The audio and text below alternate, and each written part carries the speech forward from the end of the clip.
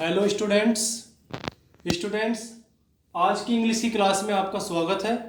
आज आपको आपकी टेक्स्ट बुक बिहाइव का first chapter the fun they had की समरी के बारे में बताएंगे।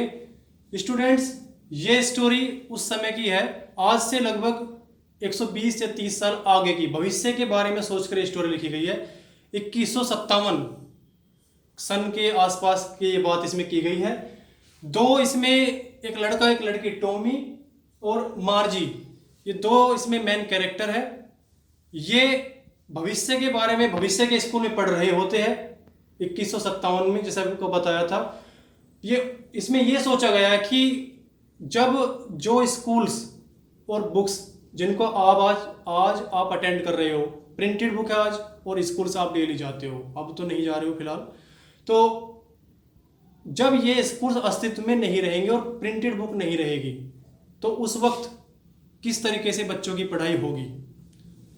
बिल्कुल आज का जो माहौल चल रहा है उससे मिलती जुलती ये कहानी है, तो उसके बारे में इसमें बताया गया है। दूसरा, इमेजिन कीजिए कि अगर प्रिंटेड बुक आपको ना मिले या कंप्यूटर के माध्यम से आपको पढ़ना पड़े, व्हाट्सएप के माध्यम से पढ़ना पड़े, और आपको एक टीचर ना पढ़ा के कंप्यूटर ही पढ़ाए, कंप्यूटर ही आपका टीचर हो, तो आप कैसा महसूस करेंगे, उस बारे में इसमें बताया गया है। तो ये जो दोनों इसमें कैरेक्टर है, टॉमी और मार्जी, इसमें से टॉमी को हम पहले पॉइंट के आधार पे इसका वो विवरण देंगे। Tommy found an old book about school.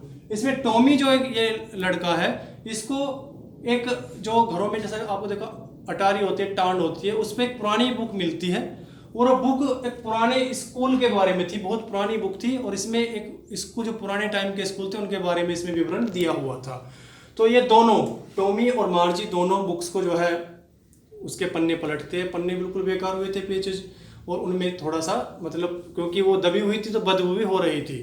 और जैसे ही ये पेज पलटते थे तो जो पहले पेज पर था जो उसको पढ़ लेते थे, फिर नेक्स्ट पेज पर आ जाते थे, फिर दोबारा से जब पिछले पेज पर जाते थे तो वही शब्द को दोबारा पढ़ने को मिलते थे, जैसा कि बुक्स में होता है, क्योंकि एक बार जो प्रिंट हुआ वो दोबारा तो उसमें से रिमूव हो नहीं सकता।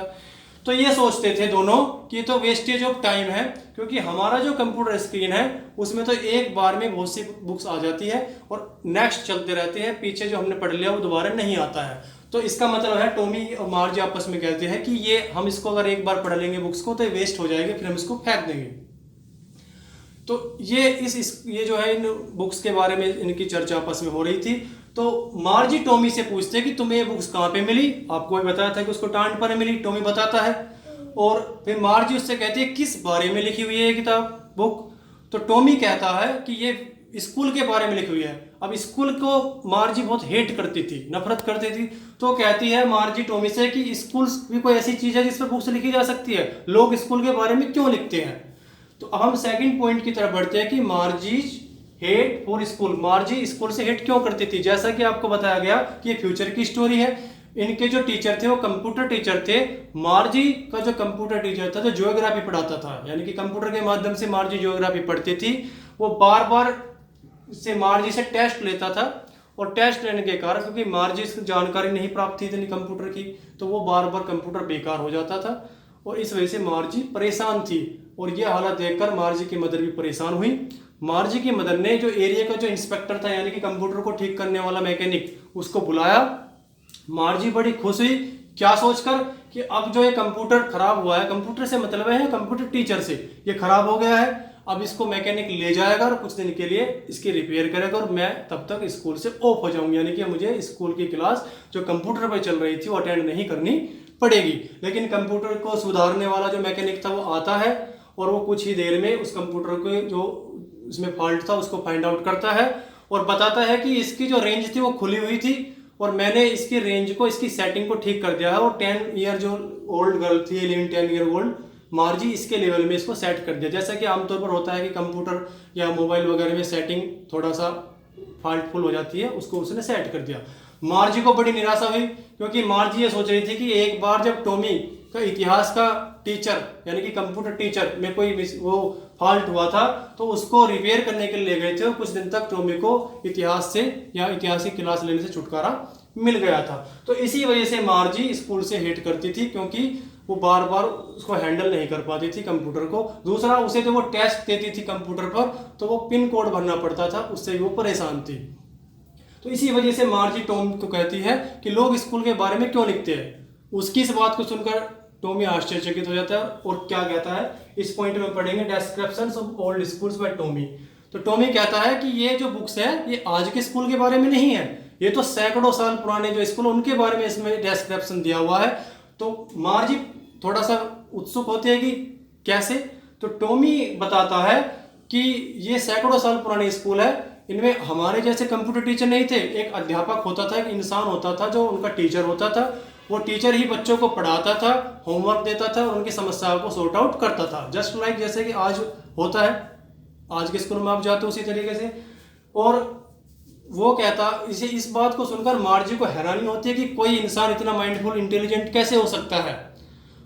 तो मार्जी की मदर ने एक बार बताया था कि उस वक्त जो टीचर थे पुराने टाइम में, वे बच्चों की मेंटलिटी के अकॉर्डिंग अपने आप को एडजस्ट करते थे और हर बच्चे को उसकी मेंटलिटी के आधार पर ही पढ़ाते थे।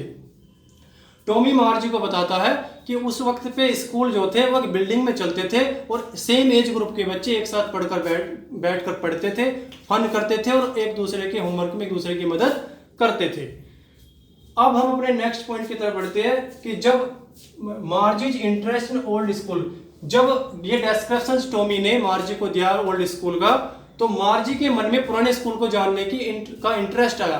तो मार्जी उस बुक्स को पढ़ने लगती है। एट द सेम टाइम, उसी समय मार्जी की मदर उसको आवाज लगाती है कि तुम्हारे स्कूल का टाइम हो गया, यानी कि जो कंप्यूटर पे उनकी क्लासेस चलती थी मंडे टू फ्राइडे, उसका टाइम हो गया था। तो उसी समय टॉमी का भी जो टाइम हो चुका था पूरा, उसे भी अपने घर जाना था। तो मार्जी टॉमी से कहती है कि क्या मैं अपनी क्लास अटेंड करने के बाद इस बुक को पढ़ लूं। और फिर इतना कहकर टॉमी अपने घर चला जाता है और मार्जी क्लास लेने के लिए, यानी कि कंप्यूटर पर जो क्लास चल रही थी उनको लेने के लिए कंप्यूटर रूम में, यानी कि विद्यालय स्कूल में चली जाती है। अब नेक्स्ट पॉइंट है Margie's imagination about the fun in old school.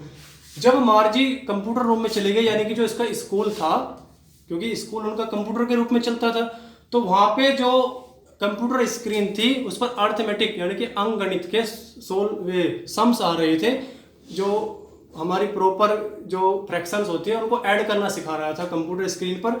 तो उस वक्त जो वो चैप्टर वहाँ पे चला हुआ था, जो वहाँ पे वर्क चल रहा था, उस वर्क को देखते हुए और अपना वर्क कंप्यूटर में सबमिट करते हुए मार्जी जो पुराने स्कूल थे उनके बारे में इमेजिन करने लगते हैं। वो सोचने लगते हैं कि मेरे दादा के टाइम पे स्कूल कैसे थे, बच्चे एक साथ आते थे, एक साथ बैठते थे, पढ़ते थे, मस्ती करते थे और शाम को फिर स्कूल घर अपने वापस स्कूल से घर चले जाते थे, फिर नेक्स्ट डे आते थे, इस तरह की मस्ती करते थे।